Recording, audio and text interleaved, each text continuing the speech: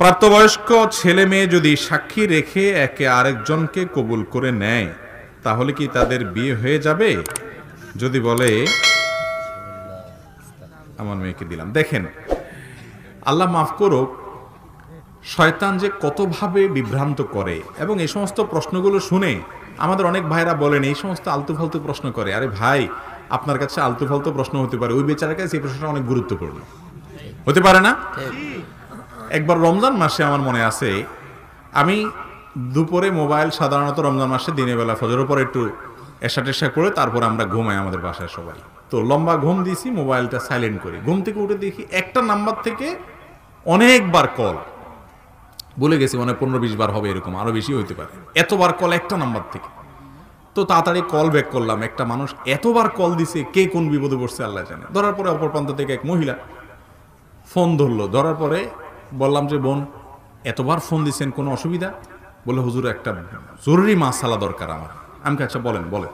তো উনি বলেন যে মাসআলা হলো স্বামীর পকেট থেকে টাকা চুরি করা জায়েজ আছে কিনা। আমার রাগ হইল। আমি বললাম যে এটা আপনার জরুরি মাসআলা হলো, আপনি এতবার কল দিয়েছেন, আমি পরেশান হয়ে গেলাম দেখে। এটা একটা জরুরি মাসআলা হলো। যাই হোক, ওনাকে মাসআলা উত্তর দিলাম, দিয়ে আর রাখলাম। এরপর আমার স্ত্রী তাকে শুনেলাম গল্পটা। আমি বললাম যে এটা কোনো কথা? এটা বলে জরুরি মাসআলা হলো। মানুষ যে কি এতবার কল দিল একটা কথার জন্য, সোজা কথার জন্য। এটা তখন আমার স্ত্রী আমাকে বলল যে তোমার হিসাবটা ভুল হচ্ছে। আমি বললাম কেন? বলে যে তোমার কাছে যেটা খুব তুচ্ছ মাসালা, এটা তার কাছে অনেক গুরুত্বপূর্ণ। ওই বেচারি হয়তো স্বামীর পকেটের টাকাটা আজকেই পাইছে, এখনই তার উত্তরটা দরকার। হয়তো আগে কখনো তার স্বামী এত বকিল পকেটে টাকা টুকা রাখে না, চান্সটা সে আজকে পাইছে। এখন তুমি মাসালা জায়েজ বললে সে নিতে পারে। বেচারির জায়গাটা দেখার চেষ্টা করো, তুমি তোমার জায়গা বসে উত্তর দিলে হবে না। তো আমাদের কাছে অনেক ভাইরা প্রশ্ন করেন, এমন প্রশ্ন যে প্রশ্নটা আমাদের অনলাইনে ফেসবুকে অনেকে কমেন্ট করে, এটা কোনো প্রশ্ন হলো? ভাই, কোনো কর্তার প্রশ্নকে ছোট করার সুযোগ নাই। সে জানে না দেখে তো প্রশ্ন করছে বেচারা। কত রকমের প্রশ্ন আছে, সব প্রশ্নই গুরুত্বপূর্ণ, কোনো প্রশ্নই অগুরুত্বপূর্ণ না যদি কেউ জানার উদ্দেশ্যে করে থাকে, কারণ তা জানার কমতি থাকতে পারে। যাই হোক, মূল কথা হলো যে ভাই, কোনো যুবক যুবতী, অনেকে আছে, অনেক যুবক যুবতীর শয়তান এসে প্রবোধ দেয়। শয়তান তো নানাভাবে বুঝায় যে মুসলমানের সন্তান, জেনা তো করবে না, হারামে তো যাবে না। তো বলে যে ঠিক আছে, নিজেরা বিয়ে পড়ে নেয়। কিভাবে বিয়ে পড়বি? বলে এই 2 কাঁধে 2 ফেরেশতা আছে না, 2জনটা সাক্ষী রাখ। এরকম করে কিন্তু অনেকে। আমার কাছে অনেক প্রশ্ন আসছে এরকম, যে অনেকে নাকি এরকম করে, 2 কাঁধে 2 ফেরেশতারে সাক্ষী রেখে বিয়ে করে। আবার অনেকে বলে যে আসমান জমিনের সাক্ষী রেখে বিয়ে কর, আল্লাহরে সাক্ষী রেখে বিয়ে কর। এখন আবার দেখলাম যে তারা নিজেরা নিজেদেরকে হয়তো সাক্ষী রেখে বিয়ে করার কথা মনে প্রশ্ন করছে।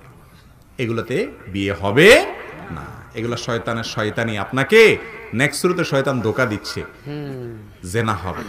বিয়ে হতে হলে 2 জন প্রাপ্ত বয়স্ক পুরুষ, আপনি পুরুষ প্রস্তাবক পাত্র, আপনি সাক্ষী হবেন না, আপনি তো নিজে প্রস্তাবক। যে প্রস্তাব দিবে, যে কবুল করবে, তাদের বাইরে আলাদা 2 জন প্রাপ্ত বয়স্ক পুরুষ কি হইতে হবে? সাক্ষী হইতে হবে। সাক্ষী ছাড়া বিয়ে বিশুদ্ধ হবে না। শুধু সাক্ষী হইলেই হবে তা নয়, আবার বিয়ের জন্য আরো যে বিষয়গুলো আছে সেগুলো সম্পাদন করতে হবে।